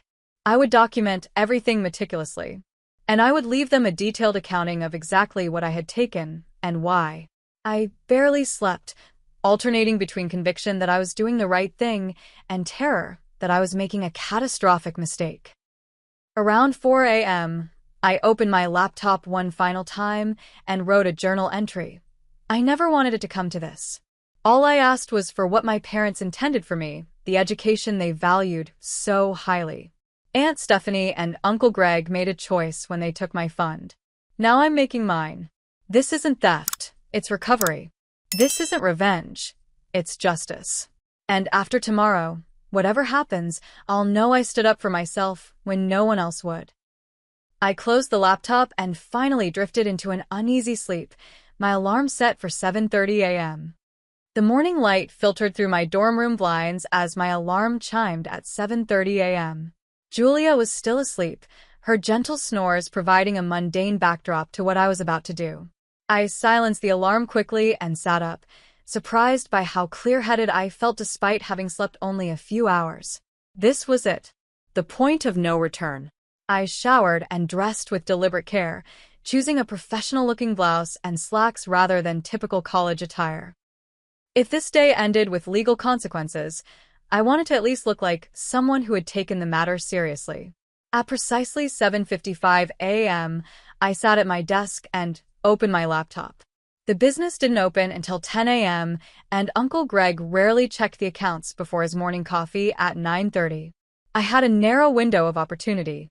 First, I logged into my email and sent a pre-written message to my aunt and uncle. I am exercising my right to recover the funds designated for my education in accordance with my parents' will. A full accounting of the exact amount and supporting documentation is attached. I remain an authorized user on the business accounts as you never revoked my access after my summer employment. I am only taking what is legally mine, no more, no less. I attached PDFs of all the evidence I had gathered. The will excerpts, the trust provisions, the misappropriated fund records, and a spreadsheet showing my calculations of the $151,237.82 total. Next, I logged into the FastBooks Pro accounting system and created a new journal entry labeled Recovery of AM Education Trust Funds, with detailed notes explaining the transaction. This would ensure a clear paper trail within their own system. At 8 a.m. sharp, I logged into the First Regional Bank business portal using my still active credentials. My heart pounded as I navigated to the transfer section. The joint operating account showed a balance of $382,456.19, more than enough to cover what I needed without disrupting their ability to make payroll or pay vendors. I carefully entered the transfer amount, $151,237.82. Not a penny more. In the memo field, I wrote, Recovery of Misappropriated Education Trust Funds per Ease and F. Mitchell Will. My finger hovered over the submit button. Was I really going to do this? Was there any other way? I thought of my parents, how hard they had worked, how carefully they had planned for my future. I thought of my aunt and uncle enjoying their lakeside cabin while telling me there wasn't enough money for my education. I thought of Uncle Greg's dismissive text, Maybe defer a year? I pressed submit. The system asked for my security token, a 6-digit code from the Authenticator app on my phone. I entered it with steady fingers. Transfer processing. The screen read, before changing to transfer complete. Confirmation #TR 202310118-7842. It was done. I quickly took screenshots of the confirmation page and saved them to my secure cloud storage. Then I logged into my new bank account to verify the incoming transfer was pending. It was 8:07 a.m. 7 minutes to potentially change the course of my life forever. Next, I sent emails to the 3 main business partners that Mitchell's Custom Furniture worked with. I had met them all during my time working at the store and had their contact information. I wanted to inform you of a family matter that might temporarily affect the business operations, I wrote. There has been a disputed fund recovery related to my parents' estate.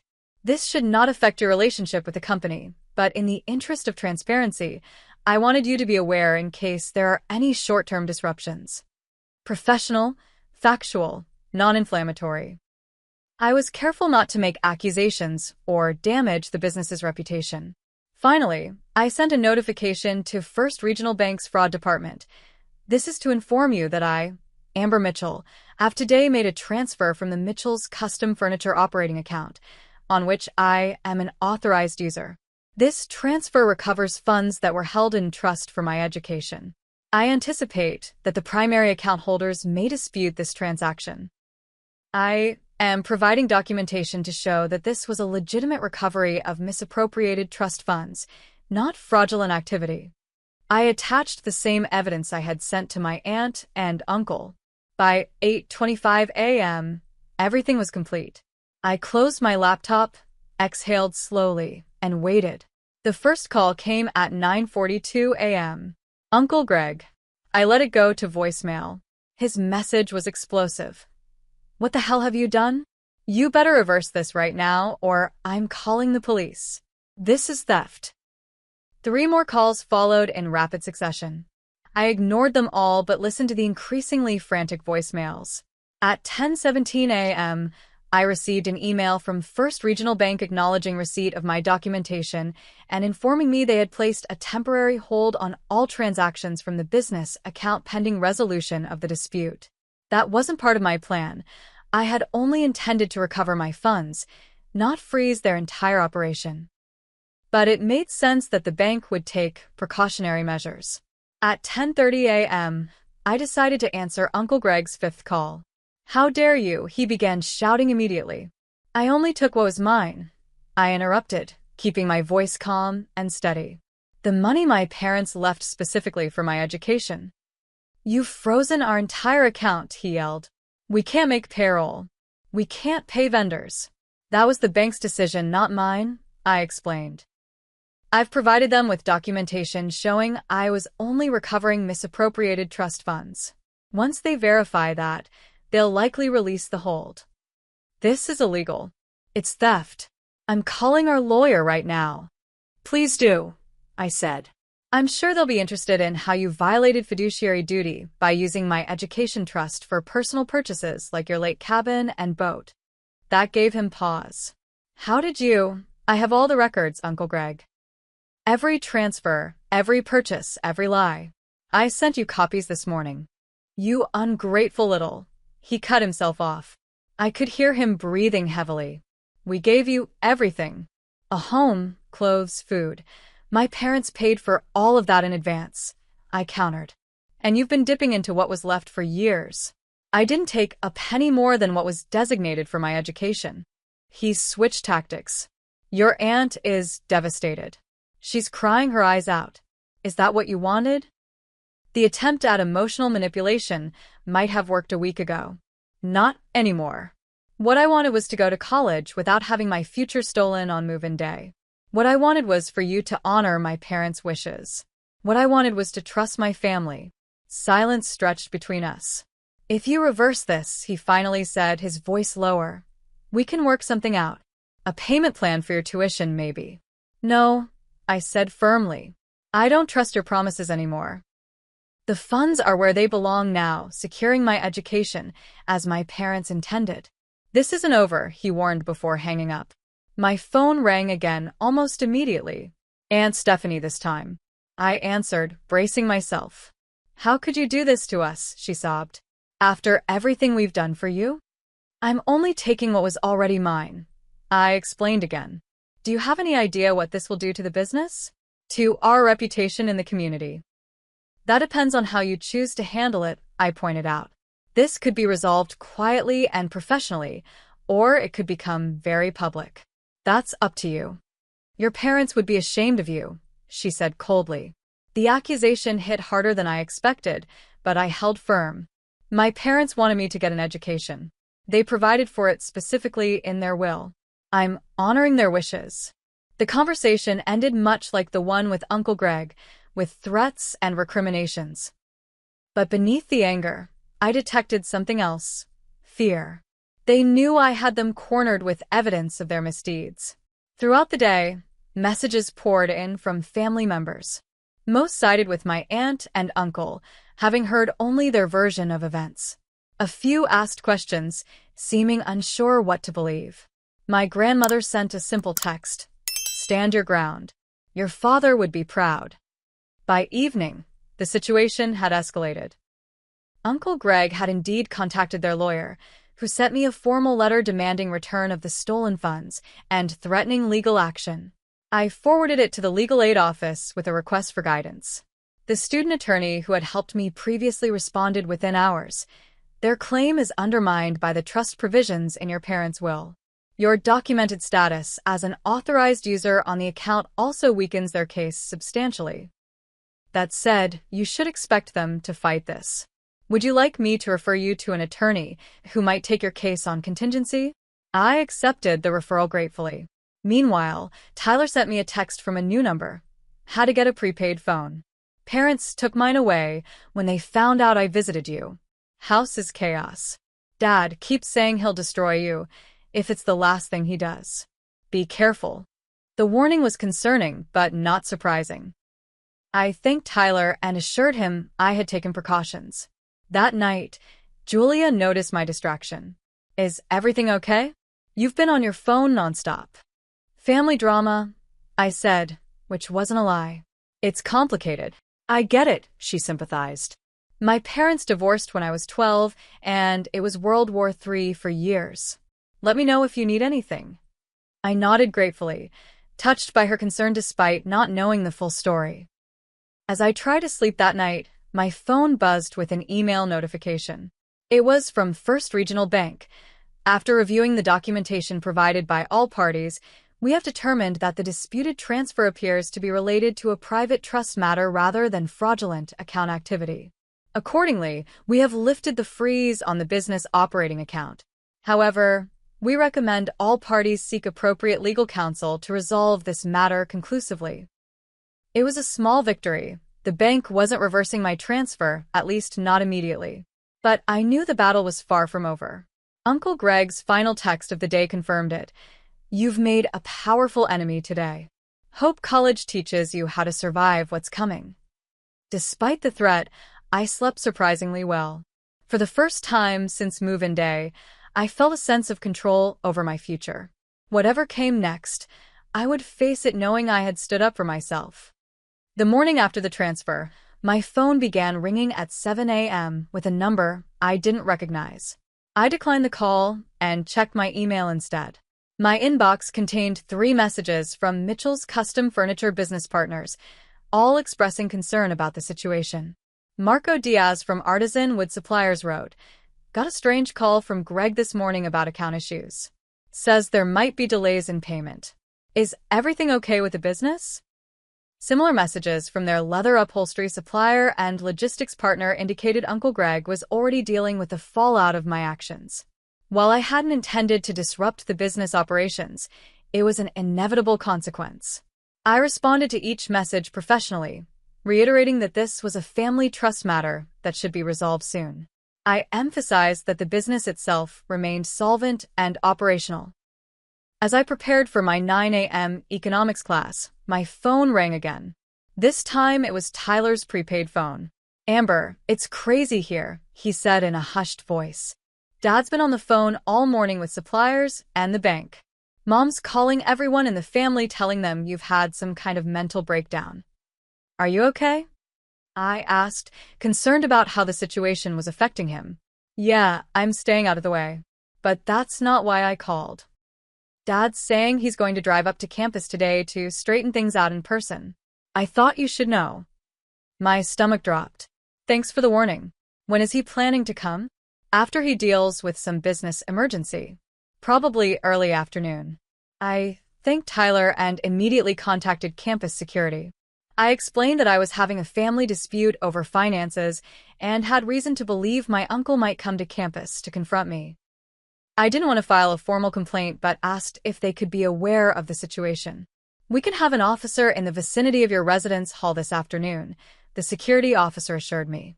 And you can call our direct line if he arrives and you feel uncomfortable. I also alerted my RA, without going into details, that I might have a difficult family visitor and would appreciate her presence if needed. With those precautions in place, I tried to focus on my classes, but my mind kept returning to the impending confrontation. During lunch at the campus cafe, I received a series of text messages from extended family members. My cousin Brooke. Aunt Stephanie says you stole from them? What's going on? My mother's sister, Aunt Diane, whom I rarely heard from. Very concerned about what we're hearing. Please call us. My father's brother, Uncle Paul. I always had questions about how Greg and Stephanie handled your parents' estate. Let me know if you need support. I responded to Uncle Paul first, grateful for the unexpected ally. I provided him with the same documentation I had sent the others, and he replied almost immediately. This confirms my suspicions. Your father would never have wanted his hard-earned money spent on Greg's toys while your education went unfunded. I'm with you on this. By early afternoon, as I sat in the library between classes, my phone lit up with a call from the main reception desk of my residence hall. Ms. Mitchell, there's a Gregory Mitchell here asking to see you. He says he's your uncle. Despite expecting this, my heart raced. Yes, I was anticipating his visit.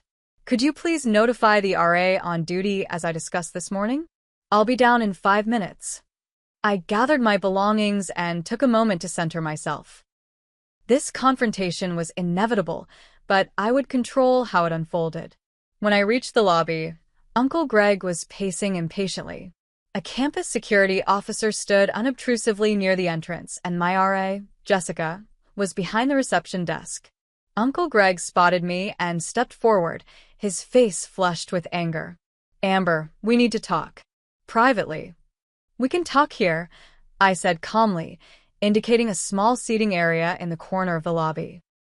This is family business, he insisted through clenched teeth. Not for public discussion. I'm not leaving the building with you, I stated firmly.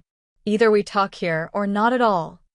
He glanced at the security officer, seemingly noticing him for the first time, then reluctantly followed me to the seating area. You need to fix this, he began immediately, keeping his voice low but intense. The bank has released our account, but 3 vendors are demanding immediate payment because of your little email stunt. Our reputation. This isn't about your reputation, I interrupted. It's about the trust funds you misappropriated. We did not misappropriate anything, he hissed. We managed those funds as we saw fit, which was our right as trustees. The will specified the money was for my education, I countered. Not for your cabin, boat, or luxury cars. His eyes widened slightly. You have no proof. I have every transaction record for the past 10 years, I said. Every transfer from my education fund to your personal accounts. Every major purchase. Would you like me to show you? He fell silent, reassessing me. I wasn't the compliant niece he had expected to manipulate with his presence. Look, he finally said, adopting a more reasonable tone. We can work this out. Maybe we were overzealous in some of our spending. But freezing our account and contacting our business partners was completely uncalled for. I didn't freeze your account. The bank did that as a precaution. And I only contacted your partners to provide context for any disruptions. I was being professional. Professional, he scoffed. There's nothing professional about stealing. Recovering, I corrected. Recovering what was already mine. Our conversation continued in this circular pattern for nearly 30 minutes. He alternated between threats, appeals to family loyalty, and grudging offers of compromise. I remained steadfast. The money was rightfully mine, and I had only taken what was specifically designated for my education. Finally, seeing he wasn't making progress, Uncle Greg stood. "This isn't over, Amber. Not by a long shot. We've contacted our lawyer, and you'll be hearing from him soon. I look forward to explaining to a judge exactly how you spent my college fund," I replied evenly. As he stormed out, Jessica approached me. "Are you okay?" That looked intense. "I'm fine," I assured her, though my hands were shaking slightly. "Family business. If you need anything, just let me know," she offered. Back in my room, I found Julia sorting through her clothes. "Hey, was that your dad I saw in the lobby?" He looked kind of upset. "My uncle," I corrected. "And yes, we're having a disagreement about some family financial matters." She nodded without pressing for details. "Well, I'm heading to the library. Want to come? Might take your mind off things." I declined politely, needing time to process the confrontation. Once alone, I called the lawyer recommended by the legal aid office, Marissa Thornton, who specialized in trust disputes. "Based on what you've told me and the documentation you've provided," she said after hearing my story, "you have a strong case that your aunt and uncle breached their fiduciary duty. However, the way you recovered the funds is unorthodox. Was it illegal?" I asked directly. "Not clearly, given your authorized user status on the account," she explained. "But it's certainly in a gray area that a judge might view differently, depending on the circumstances. That said, I think we can defend your actions given the evidence of their misappropriation." She agreed to represent me if formal legal proceedings began, with a reduced rate given my financial situation. That evening, Tyler called again. "Mom showed up at school and took me out of class early. She's saying we need to present a united family front against you. They're talking about filing a police report for theft." "They won't," I said with more confidence than I felt. "A police report would make everything public record, including how they spent the trust money. Their lawyer will advise against it." "I hope you're right," he said, "because they're really, really angry." The next day brought a development I hadn't anticipated. Uncle Greg had apparently contacted Columbia's administration, claiming I was experiencing a mental health crisis and requesting their intervention. I was called to the Student Affairs office, where a concerned counselor explained the situation. "Your uncle has expressed serious concerns about your well-being and decision-making capacity." "I'm sure he has," I said, unable to keep the bitterness from my voice. I then provided her with the same documentation I had shown others: the will excerpts, the misappropriated funds, the legal consultation summary. "I see," she said after reviewing the materials. "This appears to be a legal dispute rather than a mental health concern. While we're always here to support your well-being, the university won't be intervening in what seems to be a private legal matter." Relief washed over me. Uncle Greg's attempt to use the university against me had failed. Later that day, a formal letter arrived from their lawyer, demanding return of the funds and threatening a lawsuit for conversion of business assets if I didn't comply within 72 hours. I forwarded it to Marissa, who responded quickly. "As expected.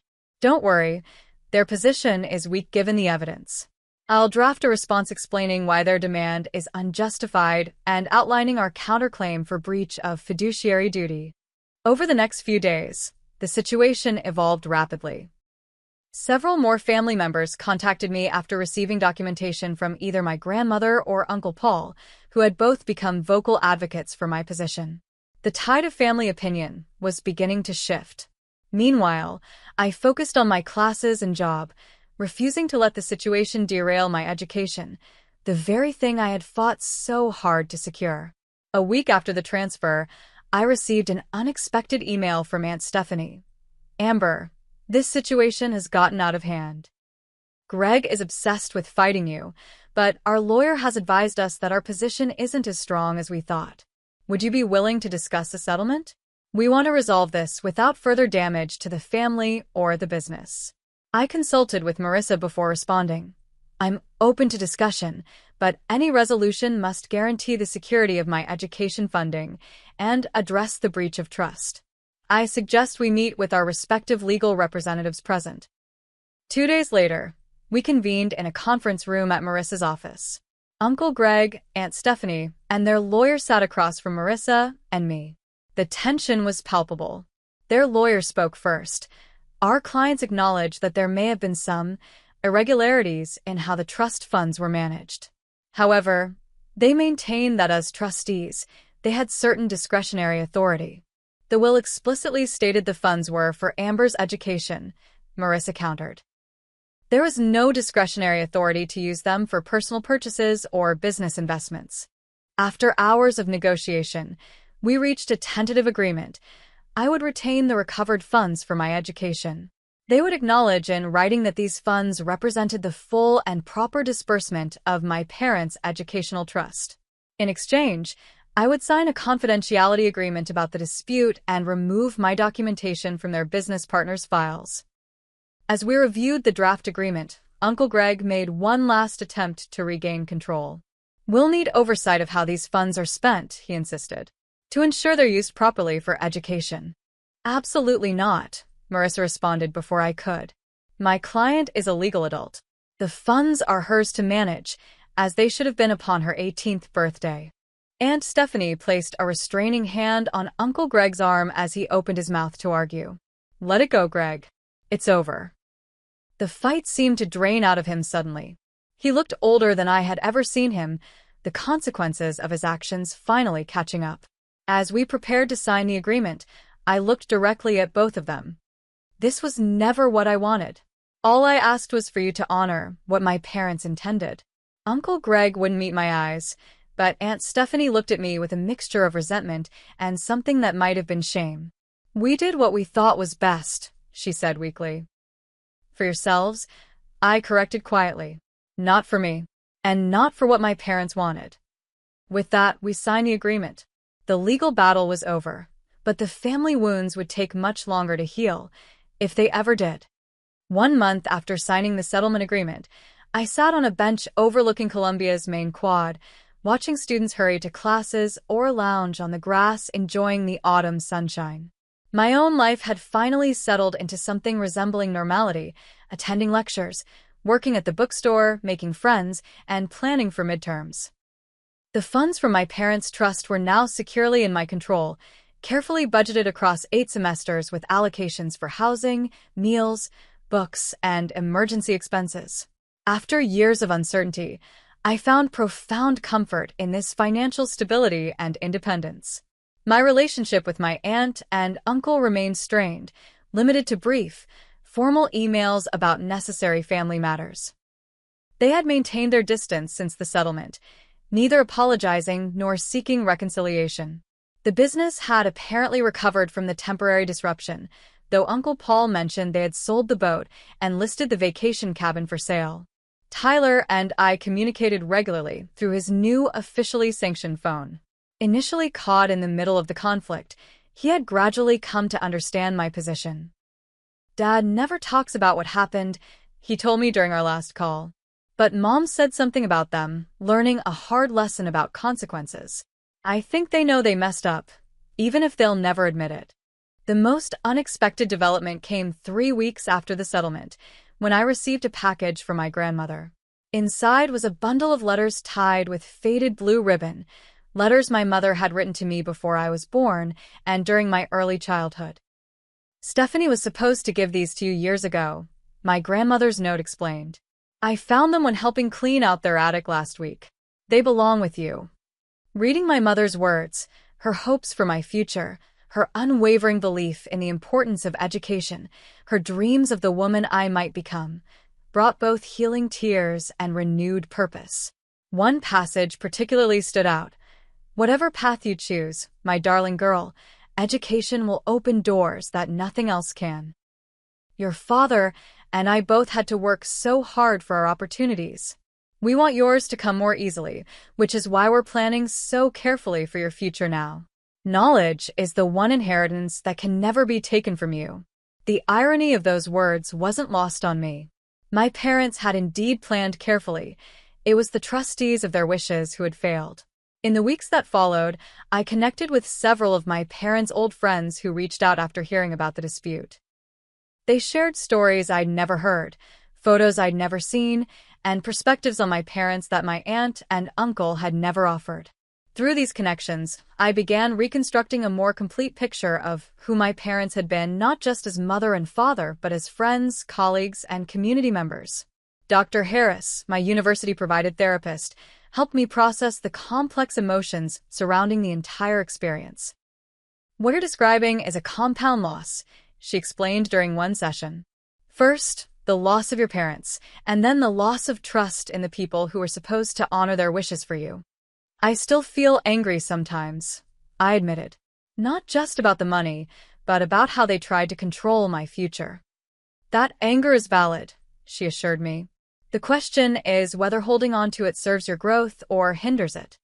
That perspective helped shape my approach to healing. I wouldn't force forgiveness before I was ready, but neither would I allow bitterness to define my college experience or future relationships. My academic life flourished despite the rocky start. Professors commented on my thoughtful contributions to discussions, and I found particular interest in my business law and ethics classes. The real-world experience I'd gained through my own legal battle gave me insights that textbooks alone couldn't provide. You should consider law school, my economics professor suggested after reading my analysis of a case study. You have a natural talent for identifying the ethical dimensions of financial decisions. The idea resonated more than I expected. Perhaps someday I could help others navigate the complex intersections of family, finance, and legal obligations, turning my painful experience into something constructive. New friendships formed naturally once I no longer carried the secret burden of my financial crisis. Julia remained my closest companion on campus, but I also connected with diverse classmates who shared my interests in literature, hiking, and community service.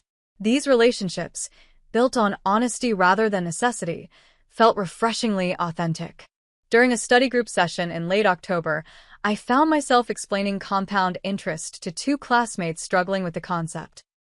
"You're a good teacher," remarked Zach, a fellow freshman. "Way better than Professor Jenkins." "I had to learn this stuff early," I said, before adding something I wouldn't have shared a month earlier. "My parents died when I was young, and managing their trust taught me a lot about finance, sometimes the hard way." "I'm sorry about your parents," he said, genuinely. "But it's cool that you turned that experience into knowledge that helps others." His comment stayed with me, crystallizing something important. I could define how my story shaped me. The pain and betrayal were real, but they didn't have to be the only legacy of what happened. In November, I established firm boundaries with extended family members who had initially sided with my aunt and uncle without hearing my perspective. "I'm open to rebuilding relationships," I wrote in a group email, "but I need acknowledgement of how hurtful it was to be prejudged without facts." Many responded with apologies and efforts to reconnect. Some remained distant. I accepted both outcomes with a growing sense of peace, understanding that I couldn't control others' responses, only my own. Looking toward the future, I began researching summer internships that would complement my interest in business ethics and trust law. I also started a small fund for my bookstore earnings, setting aside a few dollars each week toward a long-term goal. Establishing a scholarship for students who had lost parents and faced financial challenges in accessing higher education. The amount was symbolic for now, barely enough for a textbook, but the act of creating it represented my commitment to breaking cycles of financial control and creating opportunity for others. One evening in early December, as the semester neared its end, I walked back to my dorm after a late study session at the library. Campus was quiet, the buildings outlined against the night sky, and I felt a sudden, powerful sense of belonging. Despite everything that had happened, or perhaps because of it, I knew with certainty that I was exactly where I was meant to be. In my room, I opened my journal and wrote, 10 years ago, I lost my parents. 4 months ago, I nearly lost my future. What I've gained through this struggle is something no one can take away. The knowledge that I am stronger than I ever imagined, capable of standing up for myself even when it's terrifying, and worthy of the future my parents dreamed for me. The path forward isn't perfectly clear yet, but for the first time, it truly belongs to me. Not to my aunt and uncle's expectations or limitations. Not to financial constraints imposed by others' greed, but to my own choices, values, and dreams. My parents provided for my education because they understood its power to transform lives. In honoring their wishes, I've not only secured my college degree but learned lessons about justice, advocacy, and self-worth that no classroom could fully teach. The money was never just about money. It was about respect for my parents' wishes, respect for my autonomy, and ultimately, respect for the truth that we are all responsible for our actions and their consequences. I don't know if my aunt and uncle will ever fully understand the damage their betrayal caused. But I understand something vital. Sometimes fighting for justice isn't about punishment or revenge, but about restoring balance and honoring intentions that were always clear. Whatever comes next, I face it knowing my own worth is not determined by others' treatment of me, but by the integrity with which I navigate life's challenges. I closed the journal and looked out my window at the campus below. My journey was just beginning, but I was finally walking it on my own terms, perhaps the most valuable education of all. So, if you've stuck with me through this whole story, I'd love to know, have you ever had to stand up for yourself against someone you once trusted? How did you find the courage? Drop a comment below and share your experience. If this story resonated with you, please hit the like button and subscribe for more stories about overcoming challenges and finding your own path. Remember, sometimes the hardest battles teach us the most important lessons about our own strength. Thank you for listening, and I hope my journey has offered some encouragement for whatever challenges you might be facing.